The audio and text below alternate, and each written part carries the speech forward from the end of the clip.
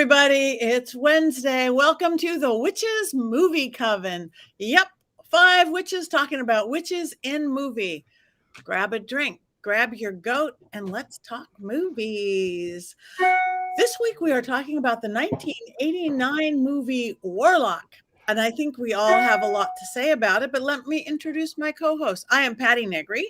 You might know me from The Witching Hour and whatever else. And we are also here with Heather Greene, the ultimate expert on witches in movies, Ghostbait herself, Courtney Buckley, the gentleman psychic, Richard-Lael Lillard, and everybody's favorite pretty blonde, Jason Mankey. I feel so loved. You are so loved. So does anybody have anything to fill in before we jump into the movie or jump? Okay. I have something. As we know, I have an addiction and cannot be controlled, and every week I order something new on mysterycontrol.com. And this week's purchase is probably my favorite one so far. Hey, I know that handsome devil. Isn't he handsome? I know that handsome devil. Yeah, I know him too. So he now lives on my couch so he can be near me all the time. And I can hug it when I miss you. So well, everyone who wouldn't want to wake up next to that? I mean, I do every day. So there's all different sizes too. I ordered the biggest one. But if anybody else wants one, you can get it at mysterycontrol.com. I'm waiting for like the body pillow size. Yes, I did look for that. And oh no, it was not there. Well, that's correct. Well, I'm going to the gym now, so maybe I'll be a lot more firm. Don't be a squishy pillow. This is going to be the greatest episode of this show that we ever do tonight. I can just already feel it. I can feel it. I had never seen it before. I watched it 2 days ago.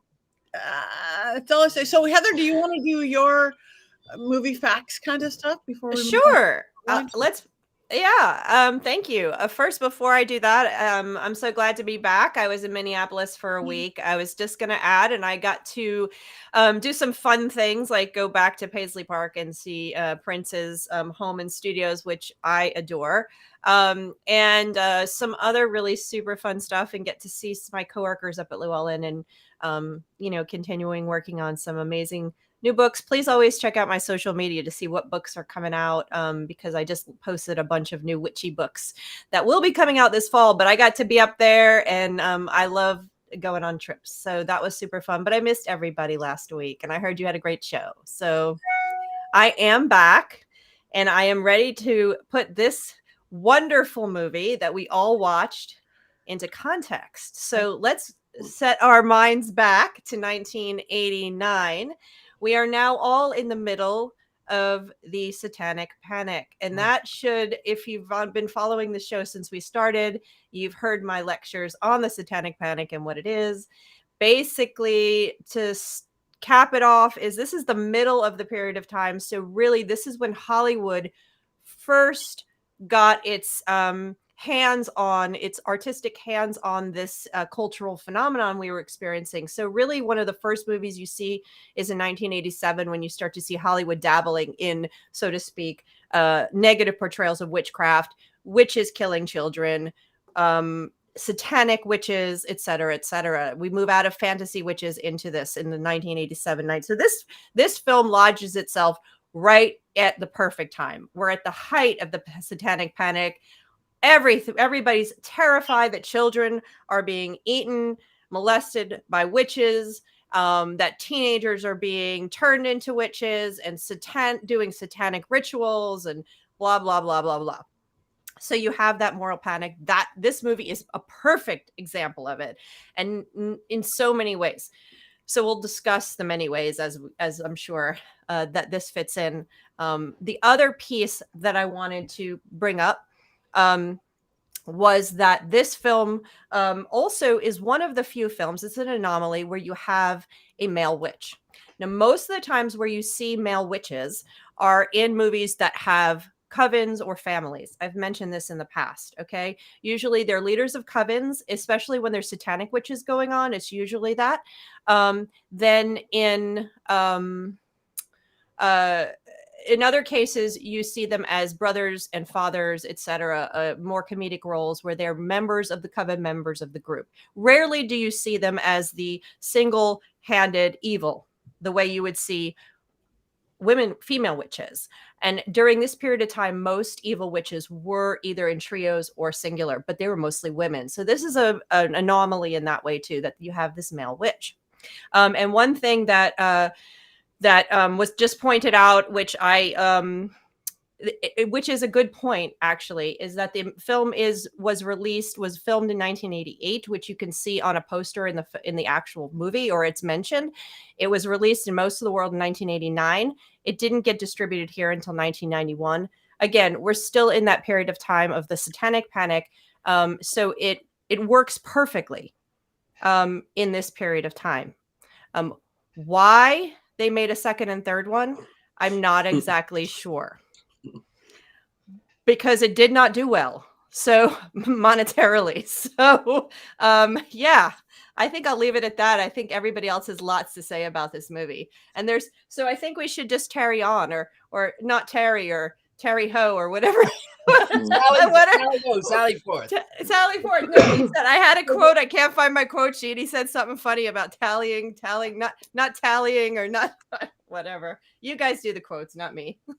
Tarry not. Let's tarry not. Let's tarry not. There it is, Courtney. I knew I could count on you. And I think we should talk about the plot for those of the viewers who may not have seen it. So, like Ms. Heather said, it was 1988, 1991. There's a lot going on.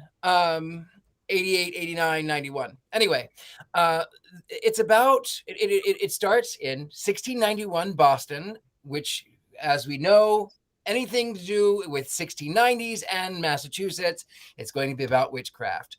And of course, what happened? Witch trials. So this gentleman is accused of cavorting with the devil, and he is locked away in a high tower in Boston, and the witch finder tells him that he must confess.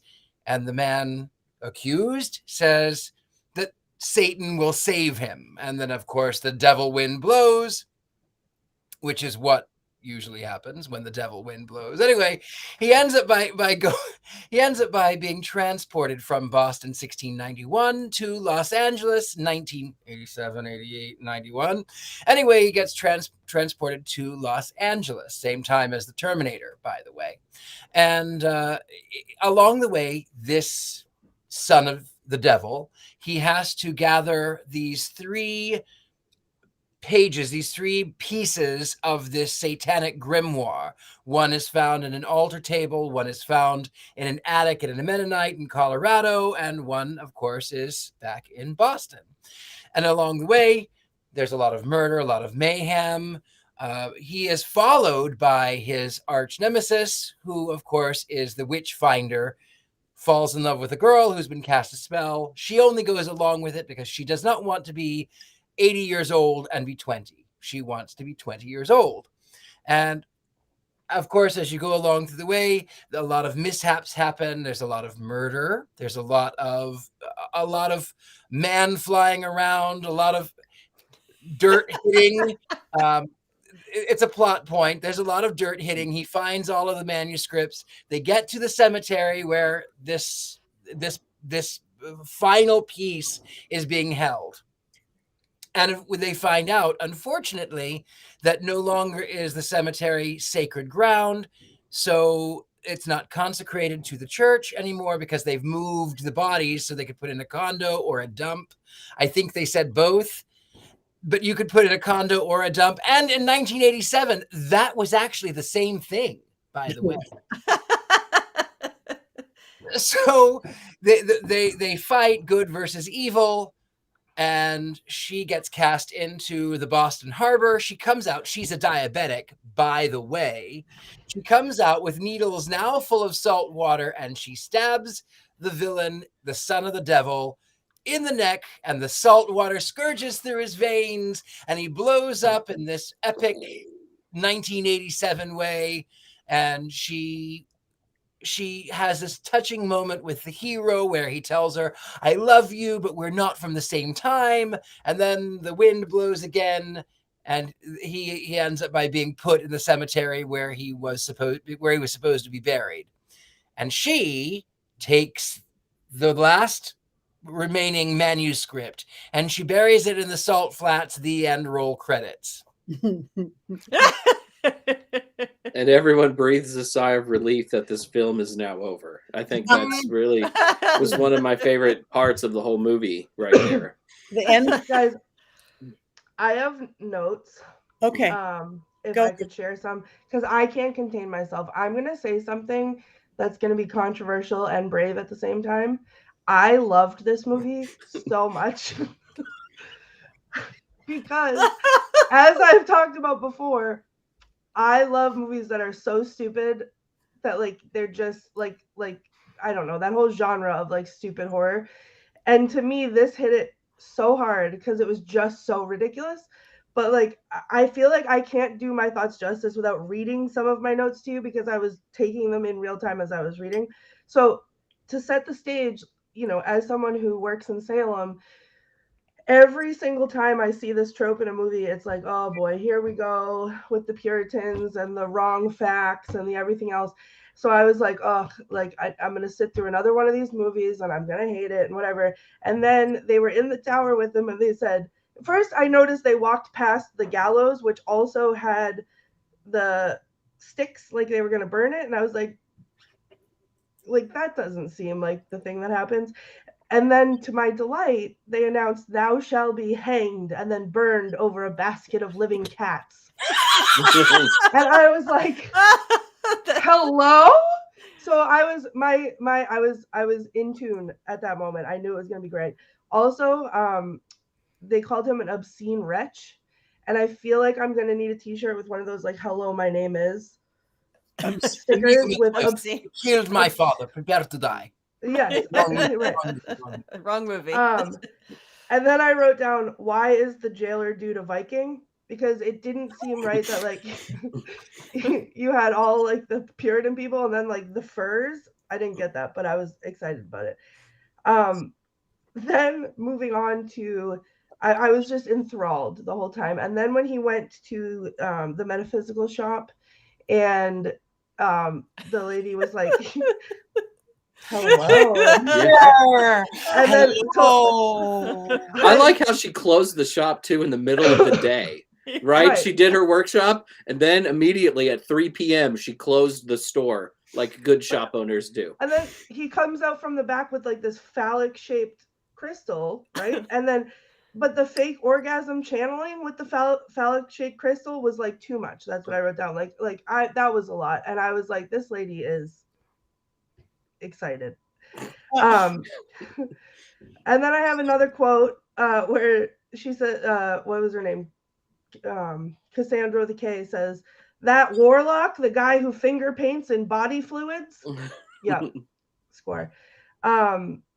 Then we come to the scene where he's like talking to the kid. So I'm sitting there and he's talking to this kid and like no one else is around in the town because they're all at church. So it's just this one kid and like the devil guy. And the kid says, my dad hates all that stuff about Jesus and the 12 apostrophes, which I That was great. Yeah. But then I wrote, and this is the part that I like need to read to you guys verbatim, because I wrote, why is he just hanging out playing football with a kid? And then the next bullet point was, oh, with and then what was his name? Redfern says, Satanists paint their faces, not goodly women. I thought that was exciting. Then him flying around with the whip around his foot like a leash. I lost my ever-loving mind. I had to rewind it and watch it like 4 times because he was just like, and then of course every time he flies, he's just like. So I was screaming. And then when they're in the airport and she's trying to get Redfern on the plane and he's like, men go in that box and they fly. And she's like, yeah, men like us. And she like made a face. I was like, yeah, men like us, get him. And then he said, over my rotting corpse, which is very exciting. But my favorite quote is when Redfern's trying to convince the priest why they need to see or know about the book, the other part of the book, and he says, "Our interest lies in stopping those who would see all good falter. It lies in stopping the powers of misrule from coming of age. It lies in finding that damned book and thwarting a vile beast of a man who shall not rest until God himself is thrown down and all of creation becomes Satan's black hell's besmeared farting hole." And then she looks at him and she goes, "Well, you asked." So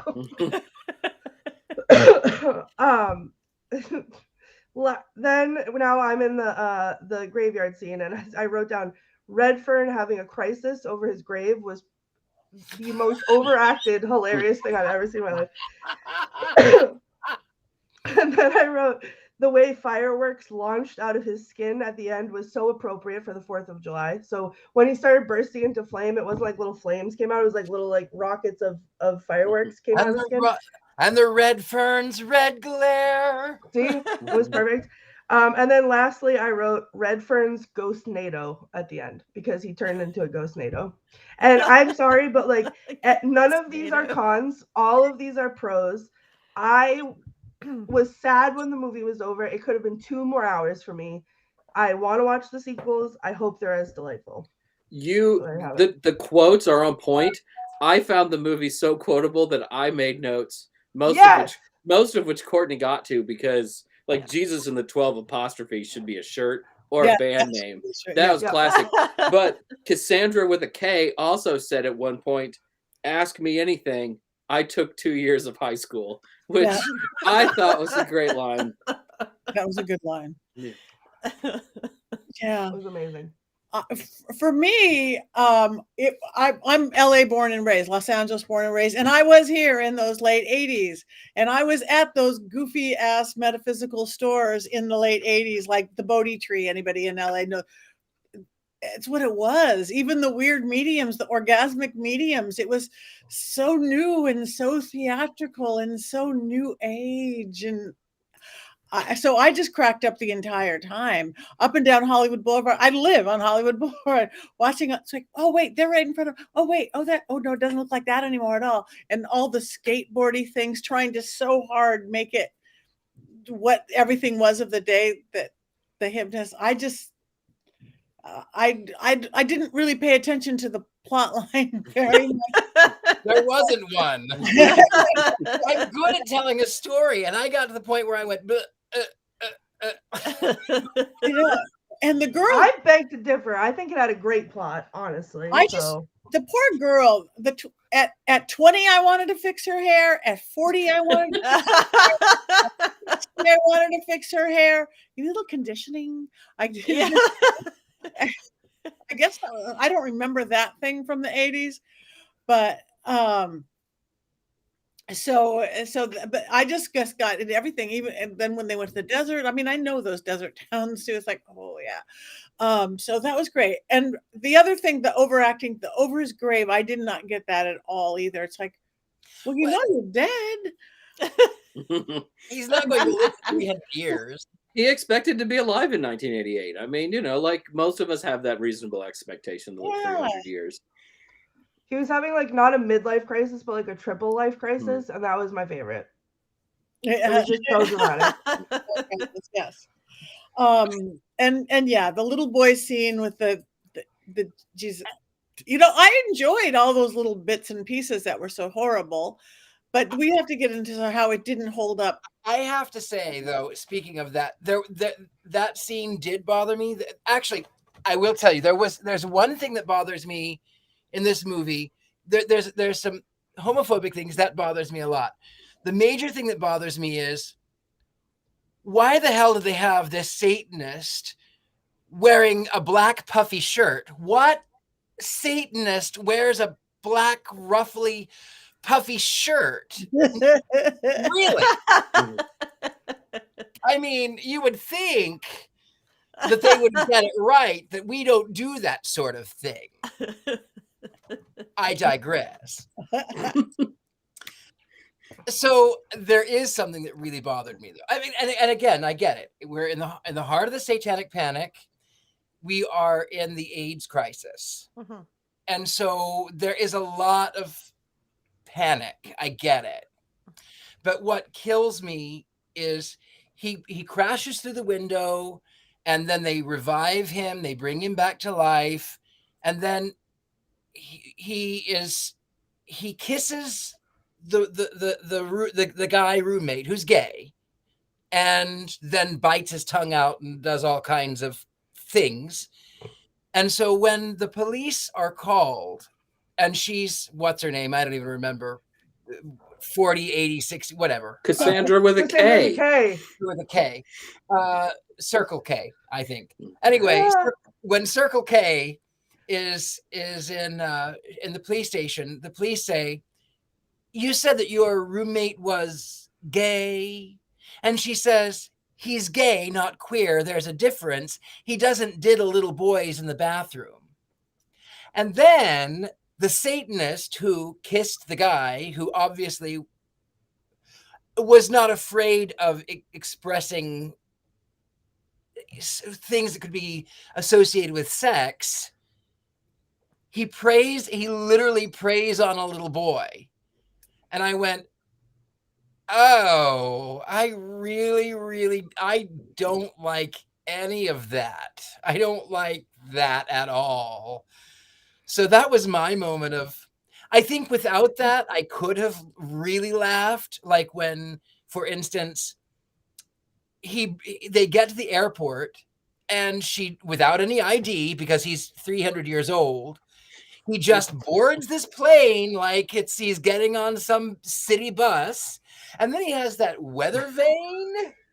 He gets on a plane with a weather vane. What? Pre-TSA. Yeah, I think you have to, I mean, we say this about a lot of movies, and it doesn't have to be a witch movie. There are a lot of movies that we look back and we look at our current moral standards and ethics and the way culture changes and look at them and say, oh, that's a problem with that movie. And absolutely correctly, we have to point them out when they happen, as well as current ones too, you know, when there are faux pas like we've done in the past. In the case of this one, you're looking at the moral crisis that was occurring. You know, AIDS was wrapped up. The AIDS crisis was wrapped up in the satanic panic. They weren't, you can't separate the two because one contributed to the other. Not that the satanic panic caused the AIDS crisis, but the AIDS crisis gave more reason to yes, the fuel to the fire. So you have these linked here, and that's a really good point. And I think the scene with the child, which I actually speak about in the movie and actually quote directly, because there's a couple pieces in it that are really interesting for my study. But that scene is exactly that scene, and then the scene that you pointed out, Richard-Lael, are the two scenes that really pin this movie down into that satanic panic era. Because the biggest fear in the satanic panic, one was, of course, the fear of AIDS, the fear of queer folk harming children, which is linked to the fear of Satanists harming children, and witches harming children, and harming children, and harming children. And what are the, you know, we have to keep our children safe. That doesn't sound like anything we're experiencing now at all. Just saying. But we do repeat on cycles. But this particular thing, this is very grounded, and we can look at, but what's interesting to me is, I think someone pointed out, obviously, that it's a bad projection of witches. Yes, very most certainly it is. But we can like movies from this period and have fun with them, even though they don't represent witchcraft and witches very well. And then others we can't. And that's the interesting conversation that I like to have with myself. Why do people love Hocus Pocus? Even though they were also trying to harm children, but this movie doesn't stand up. This movie doesn't get the following. And I think that's an interesting conversation to have, because why do we love Hocus Pocus, and why is it more successful on its second go 20 years later, 30 years later, whatever it's been? And then yet this one's harmful. Well, I mean, you don't see Bette Midler drinking child fat in Hocus Pocus. They were kind of doing that, though. I don't know about it. But I mean, it was pretty blatant though in this movie. I mean, I was like, I couldn't believe that they even showed that in a film. I mean, it was very, especially that scene was pretty hilarious up until that moment, and then to see something like so just disgusting was really a surprise. They were just sucking the life juice out of children. That was Bette Midler's, rather than actually drinking fat. So yes, yeah, but yeah, it's there's a tone difference. Healthier. But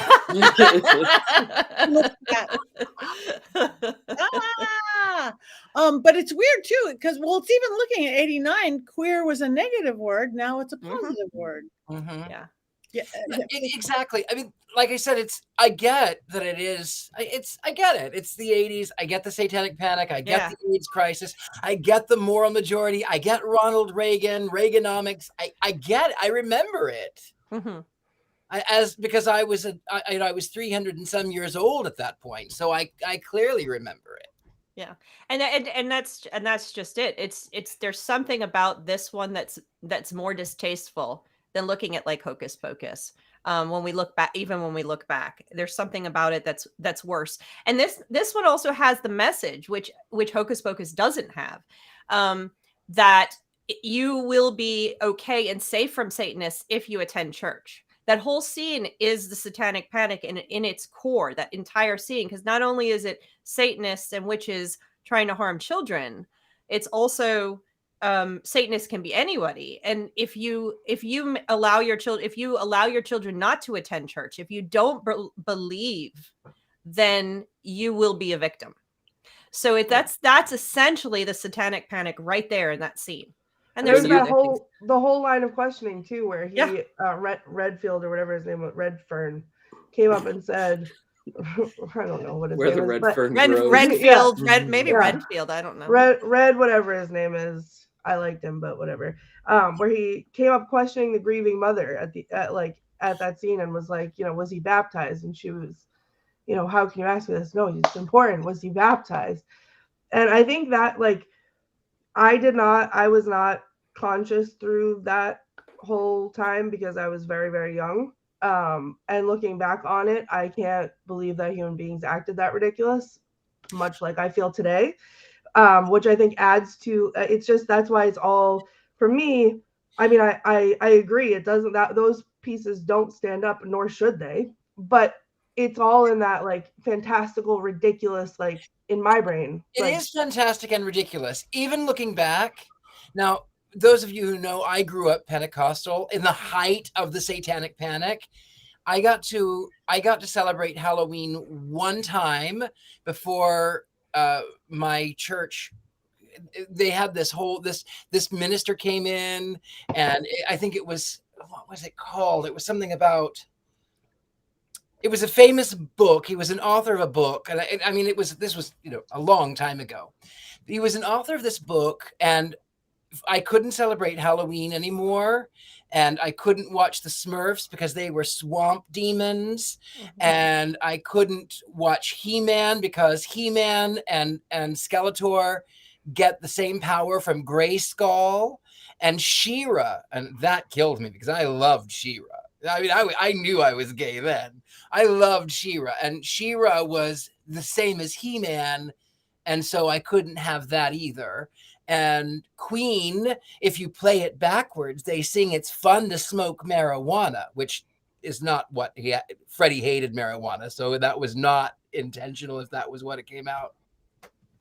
But it was this whole thing. We couldn't listen to Led Zeppelin, and then subsequently that year, from the time I was 6 until I was 21, no, I was 20, I did not celebrate Halloween. And for the first 10 or 15 years, I was taken out of school, and we were forced to listen to this cassette tape that my parents got from this Pentecostal church talking about how witches wanted to eat your children and murder them and turn them into homosexuals. And that hasn't gone away in some quarters too. I had an employee at a coffee shop I managed. This was maybe 15 years ago. And she was always scared at Halloween because she would tell the stories of what her church said about what was happening. And I was like, me, I don't eat babies. I mean, and all the other arguments. but all this just is continuing. It never has really gone away. It's just less in kind of people's brains in the bigger culture, but it's still there. I just thought I really eat are the unfertilized kind. I eat eggs. I do eat eggs. That's not what I thought you were saying. No, I eat eggs. I am gonna just excuse myself because that's not where I thought that was going. The other thing what I found about the movie, besides all the good, the bad, the ugly, all that, is that nobody was very likable. I just I liked Redfern a lot. Oh, he's awful. I just can't. Like, I liked Redfern. Like, I would have gone 300 years in the past to like stroke that fur. You know? I mean, That is so funny. I have to say that Laurie Singer. So back in the 80s, and some of you may remember this, but there was the movie Fame in the early 80s, right? And then there was the TV show. I was addicted to the TV show, and I watched every episode. And it was all about the high school performing arts where I wanted to go, which I didn't get to go to, but that's another story. But Laurie Singer was in it. She was the celloist. Okay. So whenever I see Laurie Singer, all I can hear, I had to look up the old songs even, and I had to play one because all I can think about was that. But she's more known for Footloose. So, you see that and it's like, oh. And then, it's funny because I looked her up a little bit and did some research, and she's actually the sister of Mark Singer. And if you, which, watching this movie and then thinking about Mark Singer made me laugh even further because Mark Singer is best known for The Beastmaster, another classic 1980s movie. If you haven't seen Beastmaster has higher production values though than what we just watched. Let me just tell you, Jason, I agree with you entirely. I think I saw Beastmaster like probably 15 or 20 times during the 80s. Mm-hmm. I mean, talking to animals. I mean, who wants? I mean, who he had pet ferrets. Right? He had pet ferrets. He had all the things. He did. He can talk to anybody. Mm-hmm. Or any animal. So I started laughing, and that just made me laugh. And I actually laughed my way through this movie, Courtney. So I see the value in it. But when they came away from the scene we've been discussing with the child, and then the cop is there, and the thing starts to go up, and he's looking, and then they first show him flying. I burst out loud. I just burst out loud. I said, "Oh my God, what am I watching?" It was so when he had the whip, no, like in addition to that, but when he had the whip attached to his ankle and he was like so angry about it, and he was like trying to like angrily fly away, but like very stiffly. Like I don't know. I had to rewind it because I was like tears were pouring from my eyes. Like it was literally my favorite. Oh yeah, the salting and the licking of the whip in the car where he was like chewing it, like masticating the whip in his mouth to get the salt on it. Ridiculous. I think one thing that we're talking about these characters is the one thing that we haven't mentioned yet is why we chose this movie. Because of the actor that played the Warlock, Julian Sands. And so I don't know. I take it many of the people are listening to us right now did actually know that he just passed away, or they just found his body because he had been lost for how long? Months, I think. Months. Where was he hiking? Somewhere in California, I believe. San Bernardino, Riverside area. So a greater Los Angeles area, just into the deeper valley, Inland Empire. Yeah. And he was supposed to be a good hiker. And he's good in this movie. Like, as much as we mock this movie, he's really good in this movie. He has a presence and a power when he's on screen. And he was so good looking. I really, in my ideal world, I thought it would be a little like Elvira, and where you've got the witch finders who are not very good people, and then you have the male witch. Okay, maybe he's not so good, but he's kind of laughable. And maybe he's the romantic lead. Maybe he comes to the future and he wants to spread the gospel of Hail Satan. And then I realized that's only me. But no, he was good looking. He was so good. His presence was he was perfect for the role. And he was so rock and roll. With his like, every time he came on screen, I would get like, it was like I was a little kid that couldn't sit still. Like I'd kick my feet. I'd be like, yes, it's happening. Like, what else is he gonna do? And then he'd be like flying around in his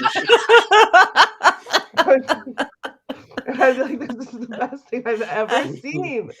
I think that I think when they get on, I laughed, especially since I've been watching some older movies when they do I think it's when they're walking into the cemetery and it's clearly a soundstage. Yeah. It's so badly a soundstage. I'm like, this is what am I looking at? A 1940s movie? It was like, it didn't feel like it was good enough for the 80s. I'm like, what in the world?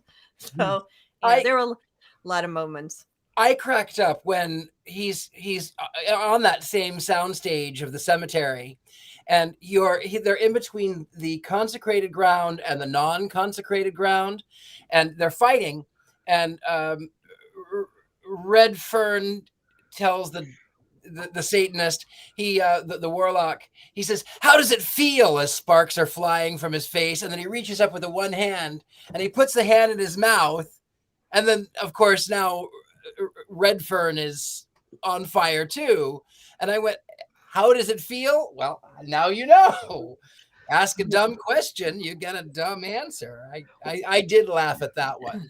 Wait, can we talk really quick about the part where he has him on the leg leash with the whip, and then he disappears with into that barn thing, and Redfern's holding the weather vane ready to get him, and it's then the whip drops. It's very tense. The whip drops, and then all of a sudden out comes he's gonna come flying out, but when he comes flying out, he's the size of Tinkerbell, and he's so bad. He was the window was this big, and he was this big, and he came flying out very seriously and stiff this little like a bumblebee, and I was like, why is he so small? And it's so funny. That's oh funny. my god. I mean, oh my gosh. He made it clear in the beginning that witches don't need, or warlocks don't need brooms to fly, but I think he should have had a broom. I think he should have just flown on the weather vane. That would have been great. Yeah. Oh, this was so funny. Can we talk about Laurie Singer's age makeup throughout the film? Because that is a new level of bad for makeup. Yeah. Reading about this, she actually refused some of the things that were agreed upon, so they couldn't really age her up like they wanted to. But as someone who grew up loving Footloose, and then for having a crush on Laurie Singer, I guess when she was supposed to be so old in her 40s, I was like, she just looks the same. There was nothing, and then finally at the end, her face was sort of puffy, and it almost looked like she had fangs or something. It was just such a right. I'm not making that up. I didn't like. Is it 2 dimes, or is it fangs, or is it? No, they had dimes in her mouth. She was holding dimes in her mouth so she could protect herself. But she looked like she had caked on makeup rather than looking like she was aged. Right. She looked weird. She didn't look. It was in the same vein as the orgasmic medium, whoever she was, channeler. When she put her face on, she came up here nominated for an Academy Award for Best Makeup. This movie was not. Well, the other interesting thing is, and maybe Richard-Lael can speak to this a little bit better, having his way he grew up, but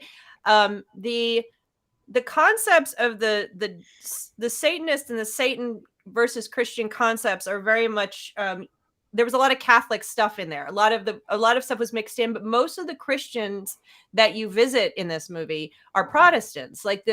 In Boston, the Puritans, you have the Mennonite, and the guy knew what Amish was, which I don't know how he knew what Amish was if he was from 1691 Puritan village, but he knew what Amish was. But there was Mennonites. And then I think the other church where the little boy was also Protestant. So there's a lot of Protestant sects going around. And then you have this based on this Catholic premise. So I don't know if that was problematic, but it was maybe that's too much of nitpicking for me. But I was like,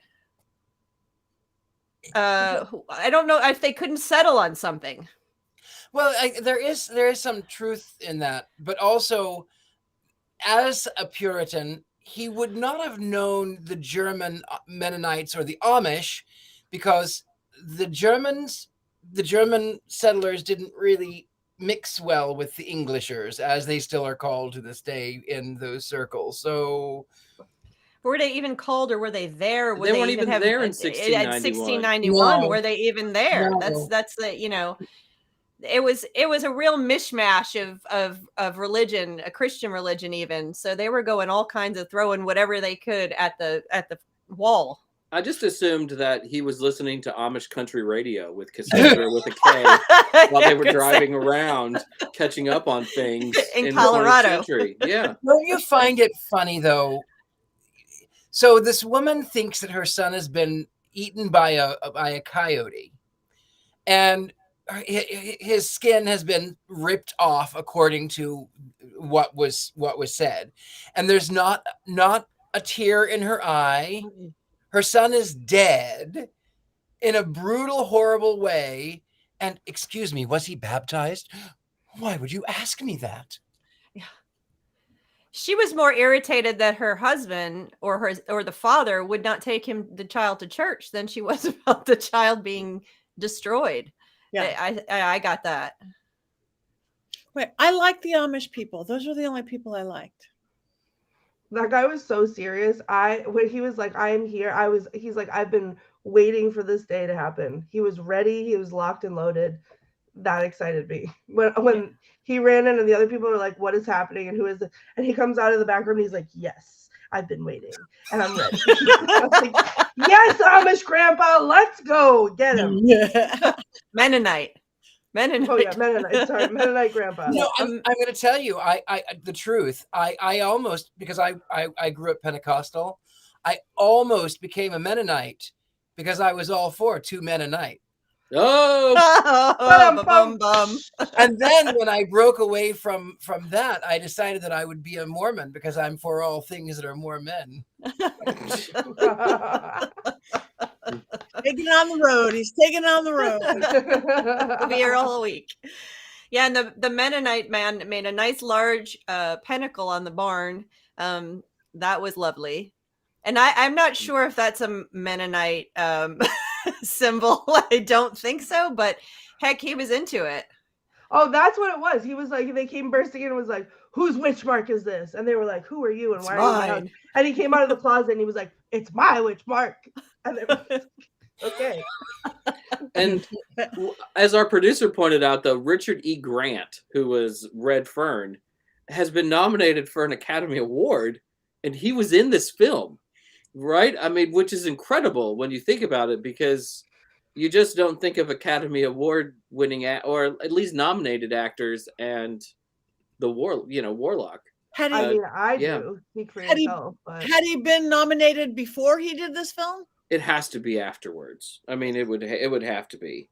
Listen, the fact that anyone did this movie with a straight face at all, to me, says that they deserve an award. 2019 was when he was nominated, probably because people had forgotten about Warlock by that point, so he was safe and could be nominated for things. So, having watched a ton of these witch movies over hundreds for the book, I could say there's a lot of award-winning actors that have done some really bad witch horror films. So he add him to the list. And it's so fun when they do pop up. You're like, oh, look at who that is, and there's some in the 70s.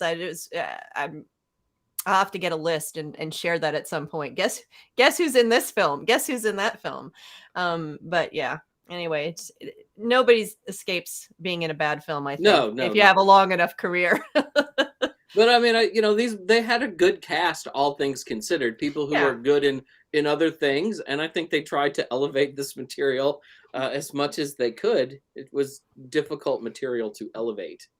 You know, weather vanes notwithstanding. That was my favorite. The weather vane? I love that weather vane. It's a family heirloom. Yeah. They brought it on the plane without a problem. I was horrified. I was like, oh my goodness. They went through the scanners? Everything about the airport scene is gold. Give me your knife. The knife and the purse. Yeah. Yeah. And you unplug the credit card machine so you can get on a plane? Yeah. For free. Even in the 80s? No. That's all it takes. Like, you get a free trip if you just unplug the credit card machine. Our computers must be down. And then, of course, he's this guy, this witch can fly. This warlock can fly. Why would he even know what an aeroplane is anyway? He came from 1691, even as this psychic medium witch. Why would he can fly? He can fly, he can fly, he can fly. But, I mean, he didn't have an unlimited supply of the fat of unbaptized children, though. I mean, I assume he has to use up that fuel, right? And maybe it couldn't have got him from one side to the other. He was too busy being a bumblebee in the barn, and he had to...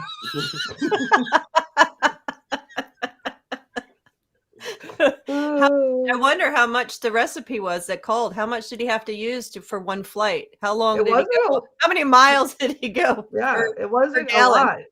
He didn't have a lot in there, so I don't know. He only had a little pot of it. He was a little bitty kid, and he didn't look like he was a chubby kid, you know. No. Yeah. I thought that kid nailed his scenes too. I thought that kid was one of the best parts of the movie. I was so mad when Tubi gave me commercials right in the middle of that scene. That's the only, honestly, I watched this a bunch of years ago for the book. And the only scene I remember was that scene because it was so poignant. I didn't remember all of the other joys of the movie. So it was except for that scene. And of course I wrote about it because of this. The conversation also talks about the Wizard of Oz. You can't be a witch because you're a boy, but only girls are witches. So there's a lot of things in that scene that were poignant and good for my discussion and my study. So that's the only scene I remembered was that particular scene. I think it really stands out. Did any of you ever watch Step by Step? The TV show? Yeah. The little boy was on Step by Step as JT. No way. Yes. Yeah. I keep Wikipedia on my phone while we do the show just for important nuggets like that. And he was on Baywatch for a year too. I mean, the kid had a pretty decent career, and he owes it all to Warlock. The best movie of all time. He got on Baywatch because he lost all of that fat on Warlock. Right? You keep up with David Hasselhoff that way. Yeah. Nail on the dirt, Richard-Lael. You got the nail on the dirt right there. That was actually, I loved that part. Cracked me up. I like the nailing. Ow! Yeah.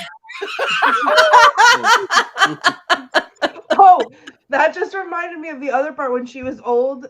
She got turned old, and then they were trying to figure out what to do, and all of a sudden it cuts to them on like the cliffside, and she's screaming, to scream out her frustrations, and the camera pans over to her, and she's just but letting out this blood curdling scream with no emotion on her face, and then she's like, "Well, that didn't help," and I was like, "Why?" She's clearly not screaming. She was just like, "Okay." Oh my god, this movie's so good. Well, maybe gotten close enough. Thank you, everybody in the chat room. You've got some really great comments and observations and opinions. And we have one last thing to do, and that is to wands up or wands down on the Warlock. This is so hard because it's a terrible movie. It's a terrible movie. And yet it is weirdly entertaining in its own way. It's very entertaining. This might be my favorite one that we've done. Wow. I know we have wiggly wands tonight. We have wiggly wands. Not me. If I could hold up a phallic shaped crystal, I would. I know for Courtney's birthday, we're gonna have to watch Warlock 2 Electric Boogaloo.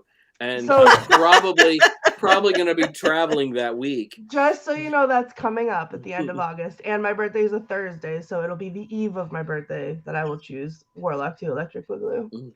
Because that's definitely what I'm picking. Okay. I think it's Armageddon. Although Electric Boogaloo would be better.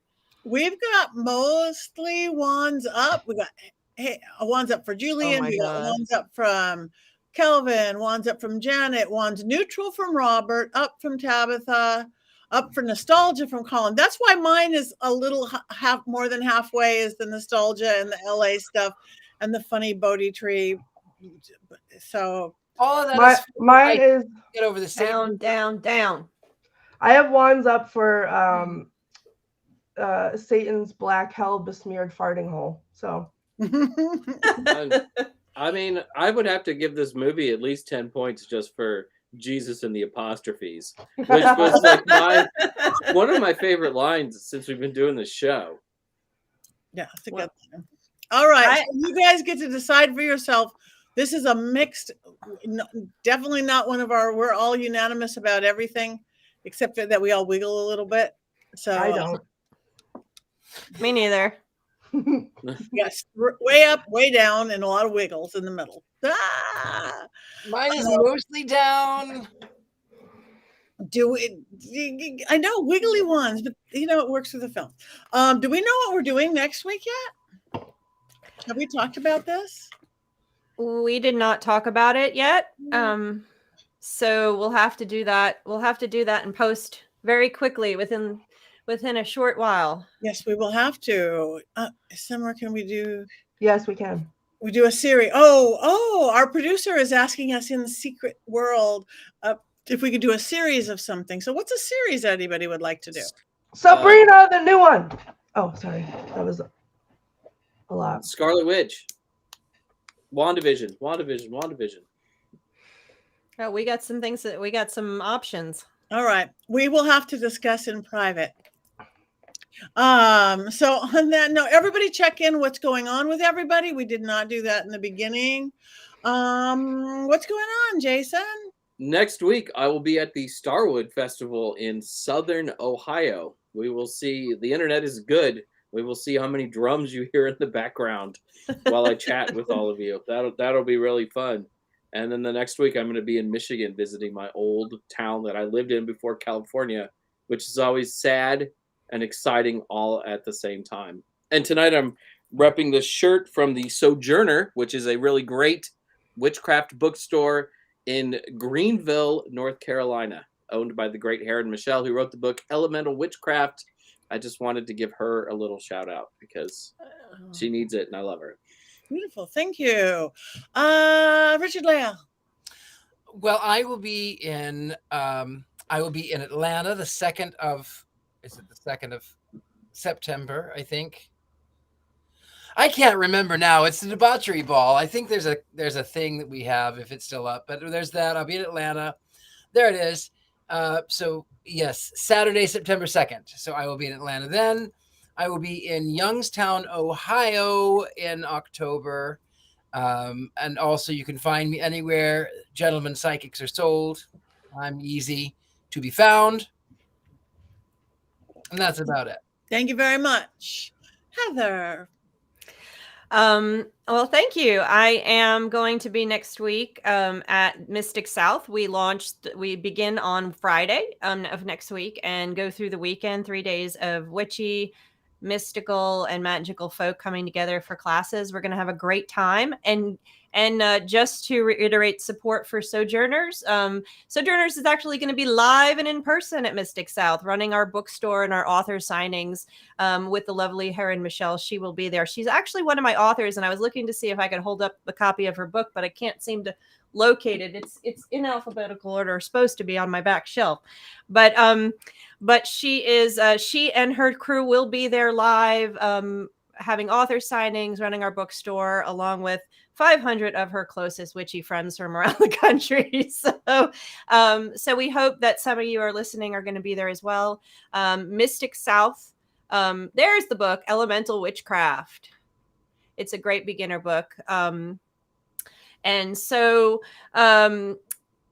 anyway, so that's what I'm doing next week. I'm on the board, so I'll be running around. If you're there, stop me and say hello. I run around with a walkie-talkie on, directing traffic most of the time, and I will be doing some presentations.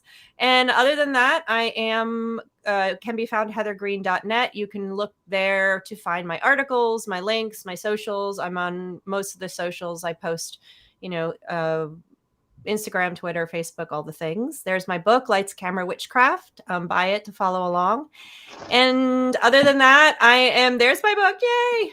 Other than that, say hello on socials, and I will hope to, hope to see somebody at Mystic South next week. I'm really excited, but that's all that's going on for me. Mystic South is great too. I've been a lot of times. Heather does such a wonderful job at that festival. If you're in the South and you can drive to Atlanta, it is totally worth your time. You'll have a really, really awesome weekend. Come for the day or come for the weekend. Beautiful. Thank you. Someone scanned the QR code. I just saw it right across the screen. Okay. Courtney. Oh, that's me. So surprise, guys. Guess what? I am planning a trip out to LA with a friend of mine. It is not set in stone as far as times or dates, but it's looking like maybe the week of August 7th, 8th, 9th, that whole area. So if anybody's around, let me know. And if anybody has any fun things to do, let me know. Patti I'll have to come and see you, obviously. Yes, lots of fun things. Yep, so that's about it. Other than that, I'm just enjoying my summer vacation. Ready to watch some witchy series and get back into that. And streaming some horror games on Twitch. You can find me at The Themes on all the socials, including Twitch, where you can come and scare me while I'm playing them. Also, you can catch up on old episodes of Scared and Alone at scaredandalone.com, where I am Ghostbait. And I will also be busy hugging my Richard-Lael pillow. And that's it. Thank you, Robert. Thank you very much. Yeah, thank you, Robert. You're so active. I'm actually flying off to Ohio this week to film, but nobody can go there. But for LA folks, on July 15th, my dog's going to be running the Wiener Nationals to try to be the fastest wiener in the West. What? Yes, she's vying for fastest wiener in the West. So if you're anywhere near Orange, LA County, come cheer on the Willow. The next night, I'm going to be doing a seance and ghost hunt with my friend Linda the Ghost Hunter for the very first ever seance and ghost hunt at the Hollywood Women's Club. It's 100 years old. It's all the stars used to hang there. It's had fires. It's had schools, everything that seems to go along with a haunted place. And it's right in the middle of Hollywood. So we're doing that on the 16th. And that's it for my July travel. August, I will be at Hex Fest. I'm teaching 3 different classes and a panel. Then later in August, I'm going to be at Michigan Paracon, way up in Sault Ste. Marie. Doing all sorts of fun things. So check us out. Check us all out everywhere. And then I don't know where I'm going after that. Then I'm going to Mass Paracon and Orange County Paracon, then Vulture City Paracon. So come join us everywhere, you guys. Like us and follow us on all our social medias. For whatever reason, it makes all the difference in the world. Check out our stuff and let us, what I think we should get our page on Facebook more busy. Like people should come talk on it and we should go look at it. I'm just spitballing here. Like tell us what series and what movies you guys want us to do. Oh, it's saying that right there. What I thought it and it appeared on stage. Magic! She's a true witchcraft. Burn me. I need a broom to fly. I assume we'll be on Threads soon too, the new alternative to Twitter. Threads is the new again. I don't know anything. Another new one. Yeah, it's owned by Facebook, but I mean, we all needed another social media outlet in our lives, I'm sure. Absolutely. Yeah. All right. Well, we are almost to that point. So yeah, you guys, whether it's tagging us, which is Movie Coven, please tag us. Tell us what you like. Tell us what you don't like if you're nice about it, or don't be nice about it. We have a good sense of humor most of the time. Most of the time. Yeah. But check out our Facebook page and we know we're getting there. I just it's yelling at me. Okay, one more thing that we do. Wishes, are we ready? And you guys out there do it too. 1, 2, 3.